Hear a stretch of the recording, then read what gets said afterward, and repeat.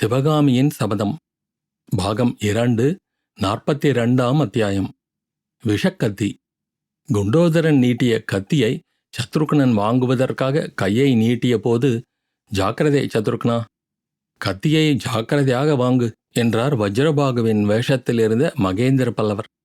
பிறகு குண்டோதரனை பார்த்து, இவ்வளவு அஜாக்கிரதையாக இந்த கத்தியை மடியில் கட்டி கொண்டு வந்தாயே, இது நெஞ்சில் பதிய வேண்டிய அவசியமில்லை. இதன் முனை உடம்பிலே பட்டு சிறு காயம் ஏற்பட்டால் போதும், இரத்தத்தில் விஷம் கலந்து ஆள் ஒரு முகூர்த்தத்தில் செத்துப்போவான் என்றார். ஐயோ என்றான் குண்டோதரன். போகட்டும், பிஷுவை எங்கே விட்டு வந்தாய், சீக்கிரம் சொல்லு என்று சக்கரவர்த்தி கேட்டார். குண்டோதரன் அவருடைய கேள்விக்கு மறுமொழி சொல்லாமல், கடவுள்தான் காப்பாற்றினார் என்று கூறினான். அவனுடைய உடம்பு நடுங்கிற்று. சத்ருக்னன் கோபமாக, ஆம் குண்டோதரா, உன்னுடைய தாமதத்தினால் காரியம் கெட்டுப்போகாமல் கடவுள்தான் காப்பாற்றினார். பல்லவேந்திரர் கேட்பதற்கு மறுமொழி சீக்கிரம் சொல்லு. இத்தனை நேரம் நாங்கள் காஞ்சி மார்க்கத்தில் பாதி தூரம் போயிருக்க வேண்டும் என்றான். குண்டோதரன் இன்னும் கலக்கம் தீராதவனாய், என்ன சொல்ல வேண்டும் என்று கேட்டான். சத்ருக்னனுடைய கையில் இருந்த கத்தியை நோக்கிய போது அவனுடைய தேகமெல்லாம் மீண்டும் பதறி நடுங்கியது. நாசமாய் போயிற்று. இன்றைக்கு உனக்கு என்ன வந்துவிட்டது குண்டோதரா? உடனே பிரபுவின் கேள்விக்கு மறுமொழி சொல்லு. இல்லாவிட்டால் இந்த விஷக்கத்தி உன் நெஞ்சில் பாயப் போகிறது என்று சத்ருக்னன் கத்தியை ஓங்கினான். எஜமானனே, என் முட்டாள்தனத்துக்கு தக்க தண்டனைதான். இந்த ஏழையின் உயிர் போனால் மோசம் ஒன்றுமில்லை. நஞ்சுண்ட கண்டரின் அருளினால் பல்லவகுமாரருக்கு ஒன்றும் நேராமல் போயிற்றே என்றான் குண்டோதரன். இதை கேட்டு எதற்கும் கலங்காமல் மலை போல் நிற்கும் வழக்கமுடைய மகேந்திர பல்லவர் கூட சற்று நடுங்கிவிட்டார். குண்டோதரா, இந்த விஷக்கத்தி மாமல்லன் மேல் பாய்வதற்கிருந்ததா? ஆம் பிரபு. 5-6 தடவை புத்த பிக்ஷு இந்த கத்தியை வைத்துக்கொண்டு மாமல்லரின் முதுகை நோக்கி குறிபார்த்தார். அதை பார்த்து கொண்டு நான் சும்மா இருந்தேன். தங்களுடைய கட்டளையினாலேதான். இல்லாவிட்டால் என்று குண்டோதரன் பற்களை நரநரவென்று கடித்தான். உண்மையிலேயே மாமல்லர் அன்று இரவு தப்பி பிழைத்தது தமிழகம் செய்திருந்த தவப்பயன் என்றுதான் சொல்ல வேண்டும். மகிழ மரத்தின் அடியில் மாமல்லரும் சிவகாமியும் அமர்ந்து மதுர தமிழ் மொழியிலும் மௌன பரிபாஷையிலும் காதல் சம்பாஷணை நடத்தி கொண்டிருந்தபோது, அவர்கள் இருந்த பாறைக்கு பின்னால் இருந்த புத்த பிக்ஷு விஷக்கத்தியை கையில் வைத்துக்கொண்டு குறிபார்த்த வண்ணம் இருந்தார். ஆனால் எக்காரணத்தினாலோ எறிவதற்கு தயங்கினார். மாமல்லரின் பக்கத்திலே சிவகாமி இருந்ததும் தப்பித்தவறி கத்தி அவள் மேல் விழுந்துவிடுமோ என்ற எண்ணமும் தான் அவருக்கு அத்தகைய தயக்கத்தை அளித்ததோ என்னமோ, யாருக்கு தெரியும். பிறகு சிவபெருமான் உகந்து அணியும் ஆபரணமான நாகப்பாம்பு அங்கு வந்து சேர்ந்தது. சிவகாமியும் மாமல்லரும் மகிழ மரத்தடியிலிருந்து கிளம்பி நிலா வெளிச்சம் பளிச்சென்று எறிந்த விசாலமான பாறையில் போய் உட்காருவதற்கு காரணமாயிற்று. புத்த பிக்ஷுவும் தாம் ஒளிந்திருந்த இடத்திலிருந்து வெளிக்கிளம்பி வேறு இடத்துக்கு போய் மறைந்து கொண்டார். இதையெல்லாம் இன்னொரு பாறை மறைவிலிருந்து பார்த்து கொண்டிருந்த குண்டோதரனுடைய கை ஊறியது. பின்புறமாய்ச் சென்று புத்த பிக்ஷுவின் கழுத்தை பிடித்து நெரித்து கொன்றுவிட வேண்டுமென்ற அடங்காத ஆர்வம் அவனுக்கு உண்டாயிற்று. அந்த ஆர்வத்தை அவன் அடக்கிக் கொண்டு பொறுமையுடன் இருந்ததன் காரணம் மகேந்திர சக்கரவர்த்தியின் கண்டிப்பான கட்டளைதான். அன்று மாலை சக்கரவர்த்தியும் சத்ருக்கனனும் குண்டோதரனும் மரக்கட்டை தெப்பத்தில் வராக நதியை தாண்டி கரையில் இறங்கிய போது, சற்று தூரத்தில் ஒரு பாறையின் மேல் புத்த பிக்ஷு நின்று சுற்றுமுற்றும் பார்த்து கொண்டிருப்பதை கண்டார்கள். அப்போது சக்கரவர்த்தி குண்டோதரனை பார்த்து சொன்னார்.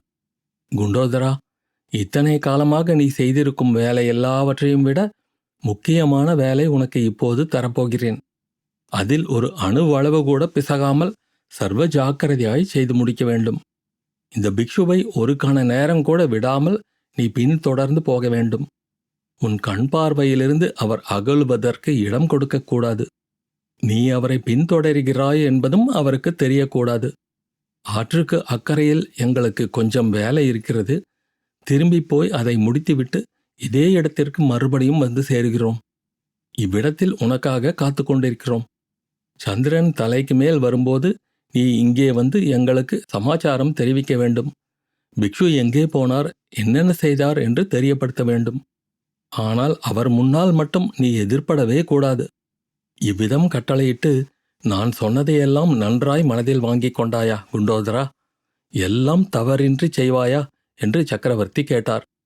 அப்படியே செய்வேன் பிரபு என்று ஒப்புக்கொண்டு பிக்ஷுவை தொடர்ந்தான் குண்டோதரன். இதன் காரணமாகத்தான் பிக்ஷுவின் மேல் பொங்கி வந்த ஆத்திரத்தை அடக்கிக் கொண்டு குண்டோதரன் பல முறையும் சும்மா இருக்க வேண்டியதாயிற்று.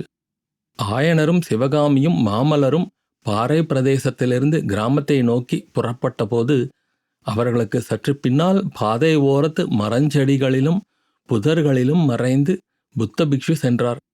புத்த பிக்ஷு அறியாமல் அவரை பின்தொடர்ந்து குண்டோதரனும் போகலானான். கிராமத்தின் முனையில் இருந்த கோயிலின் மதிலை நெருங்கியதும் மடத்து வாசலில் கூட்டமாக நிற்பவர்கள் யார் என்று பார்த்து வர ஆயனர் சென்றாரல்லவா? அப்போது சிவகாமிக்கும் மாமல்லருக்கும் அன்பு மொழிகள் பேசவும் பரஸ்பரம் பிரதிஜை செய்து கொள்ளவும் மறுபடி ஒரு சந்தர்ப்பம் கிடைத்தது. அவர்கள் நின்ற இடம் கோயில் மதில் திருப்பத்தின் ஒரு முனை. அதே முனையின் மற்றொரு திருப்பத்தில் நின்ற புத்த பிக்ஷுவுக்கும் தமது கத்தி முனையை குறிபார்க்க ஒரு சந்தர்ப்பம் கிடைத்தது. ஆனால் குறிபார்த்த கத்தியை எறிவதற்கு மட்டும் சந்தர்ப்பம் கிடைக்கவில்லை. ஏனெனில் பிக்ஷுவின் கை எட்டக்கூடிய இடத்திலே சிவகாமியும் அவளுக்கு அந்தண்டை புறத்தில் மாமல்லரும் நின்று கொண்டிருந்தார்கள். சிவகாமியும் மாமல்லரும் இடம் மாறி நிற்கும் நேரத்தை பிக்ஷு எதிர்பார்த்து கொண்டிருந்தார். கோயில் மதிலுக்கு எதிர்ப்புறத்திலே இருந்த தோட்ட வேலிக்கு பின்னால் மறைந்து நின்று மேற்படி காட்சியை குண்டோதரன் பார்த்து கொண்டிருந்தான். 2-3 தடவை பிக்ஷு கத்தியை ஓங்கியதை பார்த்த பிறகு இனிமேல் பொறுக்க முடியாதென்று குண்டோதரன் அவர் மேல் பாய்வதற்கு சித்தமான போது நல்ல வேளையாக ஊர்பக்கம் இருந்து தளபதி பரஞ்சோதியும் மற்ற வீரர்களும் திடுதிடுவென்று வந்துவிட்டார்கள். பிக்ஷுவும் உடனே நகர்ந்து பின்னால் போய்விட்டார். மாமல்லரை பரஞ்சோதி அழைத்து கொண்டு போனதையும் அவர்களுக்கு பின்னால் ஆயனரும் சிவகாமியும் சென்றதையும் பார்த்து கொண்டிருந்தான் குண்டோதரன்.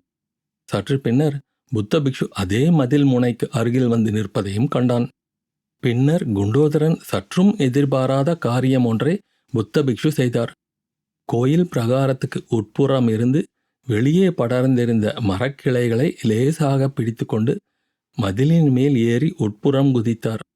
அடுத்த கணத்தில் குண்டோதரன் புத்த பிக்ஷு சற்று முன் நின்ற இடத்துக்கு வந்து சேர்ந்தான். ஒரு வினாடி நேரம் அவனுடைய நெஞ்சு தொண்டைக்கு வந்துவிட்டது. ஏனெனில் அவன் நின்ற இடத்துக்கு வெகு சமீபத்தில் ஒரு சிறு பாம்பு நெளிவதைக் கண்டான்.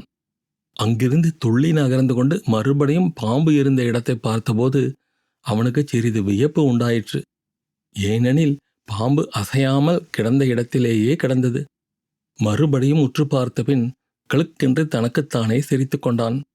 உண்மையில் அது பாம்பு இல்லை என்றும் நாகம் போன்ற பிடி அமைந்த கத்தி என்றும் தெரிந்தது. அந்த கத்தியை விரைந்து எடுத்து மடியில் கட்டிக்கொண்ட பிறகு மதில் மேல் ஏறுவதற்காக அண்ணாந்து பார்த்தான். அச்சமயம் மதிலுக்கு அப்புறத்தில் மரக்கிளைகள் அசையும் சத்தம் உண்டாகவே சட்டென்று ஒரு சந்தேகம் உதித்தது. உடனே மதில் முனையின் இன்னொரு பக்கத்துக்கு நகர்ந்து சுவரோடு சுவராக ஒட்டிக்கொண்டு நின்றான். அவன் அப்படி நகர்ந்து நின்றதுதான் தாமதம். புத்த பிக்ஷுவின் தலை மதில் சுவர் மேலே காணப்பட்டது. பிக்ஷு வெளிப்புறம் இறங்குவதற்கு அதிக நேரம் ஆகவில்லை. இறங்கியவர் தரையிலே உற்று பார்த்த வண்ணம் எதையோ தேடத் தொடங்கினார். அவர் எதை தேடுகிறார் என்பதை ஊகித்து உணர்ந்து கொண்ட குண்டோதரன் சிறிதும் சத்தமில்லாதபடி மதில் மேல் ஏறி கோயிலுக்குள்ளே குதித்தான்.